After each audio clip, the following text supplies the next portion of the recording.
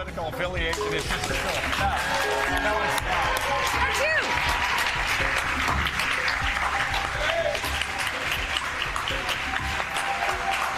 All right. He walked into the room and the crowd went wild. Joining us now, former U.S. Congressman from Texas, now a candidate for President of the United States. I need to roll up my sleeves. Beto and I have a joke because I made fun of his Vanity Fair shtick. You look great. Thank you. Thank you. He's the candidate for President of the United States. Beto O'Rourke is here. So you have done so many town hall meetings. You had the launch that, a lot of pomp and circumstance, a lot of covers, all this other I made fun of that. You didn't like it. We talked. But then he was so offended. But then you put your head down. You went out to town hall meetings. And I'm going to ask you about the debate in a minute. But I'm always fascinated by, and I know Michael's the same way. I learned so much knocking on people's doors and going to town hall meetings. How many have you done now? 100? 160, 170. So you meetings. Know what Americans are thinking. What is the top issue for them? What are they telling you when you go out there? Invariably, healthcare, the ability to afford prescription medication, or really personal, heartbreaking stories about not being able to afford a prescription, or the husband and wife deciding which one is going to take their prescription medication, or rationing their pills, or just going without altogether. Why are we still there? Because I remember. Of course, we had the debate over Obamacare. You had Medicare Part D, that debate back in 2004, 2005. Right. You even had Donald Trump saying he was going after Big Pharma when he ran for the first time. Why are people still struggling to pay for pharmaceutical items? I think this is all connected to how our democracy works or doesn't work, who can buy influence and access and increasingly outcomes. You take just one prescription medication, PrEP, which is one of the best ways to prevent HIV infection. The United States government paid for the innovation. And when I say United States government, you and I as the taxpayer, paid for the clinical trials, paid to purchase it for Medicaid and Medicare beneficiaries, and yet it's sold for $2,000 a month, which is well above what it's sold for any other person in any other part of the world. And it's because those pharmaceutical corporations have bought influence and access and outcomes. That's why Medicare cannot negotiate for lower prescription drug prices. It's why you have people in 2019 in the wealthiest country on the face of the planet dying of diabetes, crowdfunding their insulin treatment 97 years after insulin was invented. The whole heart of our campaign is you return power to people. You make sure that you don't take PAC money, you don't have gerrymandering. You have people reflected in the policies that we pursue. When we do that, then we can move forward on universal, guaranteed, high-quality health care. You can afford your prescription medication. Health care no longer becomes a function of privilege or luck or circumstance, but a basic right that you can depend on. So on that question of medicine and what we do with our healthcare system, Congressman, you've said and said again last night, you're not willing to go all the way to Medicare for all, to a pure Medicare for all system. That seems to be a litmus test question in this campaign. You were asked about it again last night, and you said, no, if people have private insurance, they can keep it, they can have the choice to be in Medicare for all. I'm sure there's some temptation in a Democratic primary debate on MSNBC with a lot of progressives watching to go all the way to that. Why do you make that distinction not to go to pure Medicare for all? A couple of months ago, I was in Las Vegas, and I was meeting with the head of the Culinary Workers Union, Dee Taylor. And he said, so many of my members have negotiated for health care plans, sometimes in lieu of wage increases, health care plans that they like because they work for them and their families. They want to be able to keep them. There are tens of millions of our fellow Americans who have employer-sponsored insurance. They want to be able to keep it. But for the millions who have no insurance, enroll them in Medicare. For millions who are insufficiently insured, they can't afford that copay or their prescription medication or the premium cost or the deductible, allow them to enroll in Medicare. So you can preserve choice while still getting to universal, guaranteed, high-quality health care. I think that's the surest, quickest way to get there. Everyone now healthy enough, well enough to live to their full potential. Irresponsible then to call for Medicare for all? No, I don't. I think we're all trying to get to the same place. We just describe a different path to reach it. I believe that the one that I have laid out gets us there as quick or more quickly than anyone else, and it's the surest way to get to universal, guaranteed, and ensure it's high quality.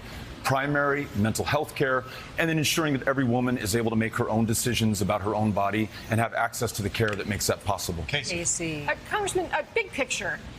You were one, frankly, you took probably more punches, perhaps, than anyone else on the stage last night. You had been kind of the Democratic Party's golden boy, taking on Ted Cruz in Texas, coming very close to winning. But clearly this stage is different. What has been the most different for you so far? What's been the hardest about trying to make this transition to running for president?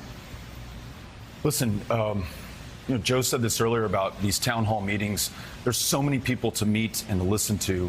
My job is to reflect back what I've heard, not just the challenges and not just the problems, but the solutions that people bring to the table. That's what I wanted to do on that debate stage last night. We were all asked a question about gun violence.